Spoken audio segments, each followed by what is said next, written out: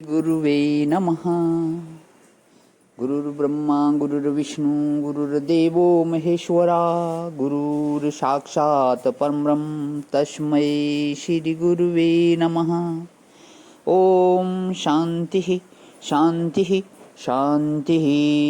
प्रणाम भवन। मांडुक्य कार्य का प्रवचन व्यातथ्य प्रकरण से स्वामी श्री अखंडानंद सरस्वती जी महाराज का दिव्य ग्रंथ, जिसमें भवन पेज नंबर 330 से आगे कहते हुए हमारी बात चल रही थी पिछले सत्संग में कि सारे वेद उसी परमात्मा का वर्णन करते हैं। अब जो आत्मवेता होता है वही असल में वेद वेता होता है। नहीं तो अपने घर में वेद का अर्थ रखा हुआ और पहचानते तो है नहीं वेद का अर्थ कौन है। इसे आगे पढ़ रहा हूँ भगवान।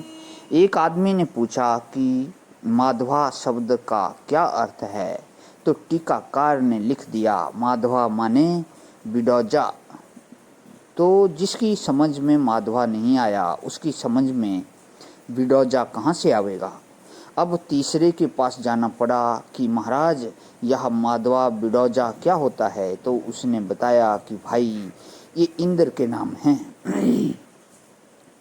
अब तो समझ गई। बोले कि नहीं, एक आदमी यदि घट शब्द का अर्थ कलश और कुंभ समझ जाए तो शब्द का अर्थ शब्द नहीं होता।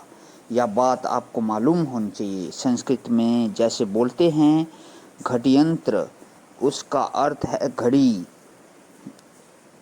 यह तो शब्द के बदले शब्द हुआ। मुंह से ही घटी यंत्र बोला गया और मुंह से ही घड़ी शब्द बोला गया।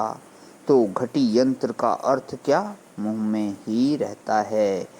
ऐसा नहीं जैसे आपसे कोई पूछे कि नाक शब्द का अर्थ क्या है, तो नाक पर उंगली रखकर बता दो कि इसका नाम नाक है।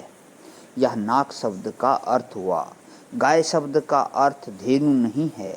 गाय शब्द का अर्थ वह चतुष्पाद प्राणी है जिसके गले में ललरी होती है, जो दूध देती है, जिसके बछड़ा होता है, जो घास चरती है, जो घास पर घूमती है। उसकी पहचान होनी चाहिए। तब अर्थ की पहचान होनी चाहिए ना। तब अर्थ की पहचान हुई। आपको बहुत सुगम करके मैं यह बात समझाता रहा हूँ कि शब्द का अर्थ शब्द नहीं होता, शब्द का अर्थ वस्तु होती है। यदि किसी को घड़ी के 1000 नाम मालूम हों और उसको देखकर वह पहचान न सके कि यह घड़ी है, तो उसका सब शब्द ज्ञान झूठा हुआ। तो वेद जिस परमात्मा का वर्णन करता है वह कौन जानता है। बोले कि आत्मा माने ब्रह्म, ब्रह्म माने परमात्मा, परमात्मा माने अद्वितीय, अद्वितीय माने अखंड प्रत्यक्ष चैतन्य। यह सब रहने से काम नहीं चलता। इन सब शब्दों का अर्थ कौन है आपको मालूम है। इन सब शब्दों का अर्थ तुम हो। यह हड्डी मांस चाम के पुतले में जब तक मैं करके बैठे हो तब तक मालूम नहीं पड़ता कि इसका अर्थ क्या है। शब्द के बदले शब्द रट लिया। हमको एक ने बताया कि प्रयाग यूनिवर्सिटी में कोई अंग्रेज प्रोफेसर था। वह हिंदी बिल्कुल नहीं जानता था। तो जब क्लास में अंग्रेजी पढ़ाता तो विद्यार्थी क्लास में बोलते कि तू बड़ा गधा है, तू बड़ा नालायक है। अब एक दिन उसने किसी से पूछा कि भाई तुम लोग बीच बीच में क्या बोलते हो। उसने बताया कि हम आपकी तारीफ करते हैं कि आप बहुत बढ़िया पढ़ा रहे हैं। तो उसने पूछा कि अच्छा तारीफ के लिए क्या बोलते हैं। वह बोला कि किसी की तारीफ करना हो तो हम लोग कहते हैं कि तू गधा है, तू नालायक है। तब उस अंग्रेज प्रोफेसर ने एक दिन किसी दूसरे प्रोफेसर को अपने घर बुलाया। खान पान हुआ, गोष्ठी हुई, अंग्रेजी में बातचीत होती रही। आखिर में वह यह बताने के लिए कि हम भी हिंदी जानते हैं, उसने कह ही दिया कि तू बड़ा गधा है, तू बड़ा नालायक है। दूसरे प्रोफेसर ने पूछा कि यह क्या बोलते हैं आप।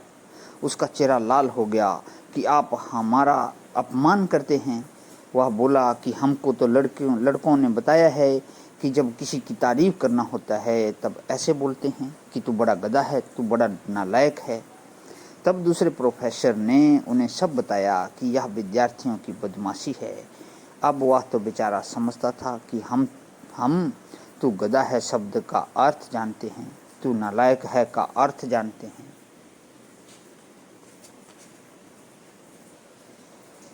पर एक ने हमसे सुना था कि एक श्रीमती जी विलायत से हिंदुस्तान आने लगी तो वहाँ पहले बड़ी गड़बड़ी थी। लोग यह कहते हैं कि भारत में सांप बहुत होते हैं, काट लेते हैं। हिंदुस्तान को सांपों का देश बोलते थे। यह वेदों का देश, ब्रह्मज्ञानियों का देश है, ऐसे नहीं।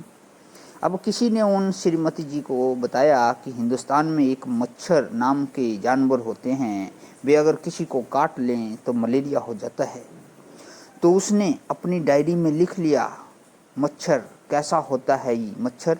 बोले कि काला काला होता है, उसके सूंड होता और बड़ी सूंड आदमी की देह में गाड़ गड़ाकर अपना जहर डाल देता है। अब श्रीमती जी हिंदुस्तान में आईं तो उनके स्वागत के लिए हाथी लाया गया। उसने दूर से हाथी देखा, बोली कि अरे यह तो काला काला है, इसके सूंड भी है, अरे यह तो मच्छर है। मच्छर? यह काट लेगा तो मलेरिया हो जाएगा। तो उसको क्या मच्छर शब्द का अर्थ मालूम हुआ?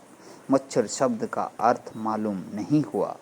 प्रणाम भगवान, आज यहीं विराम। ओम शांति शांति शांति।